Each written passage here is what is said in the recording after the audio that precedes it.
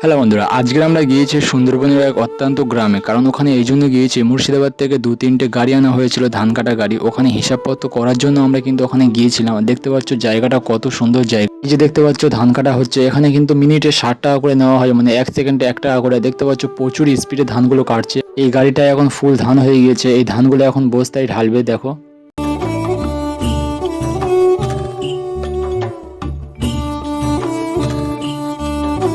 Finally 3-4টে বাদাই ধান কাটা হয়ে গিয়েছে। এখন আমরা বাড়ির দিকে রওনা দেব। চারিদিকে উঁচে গাছ এবং প্রচুর পরিমাণে বিভিন্ন গাছ আছে। এখানে একটু বসে আছি।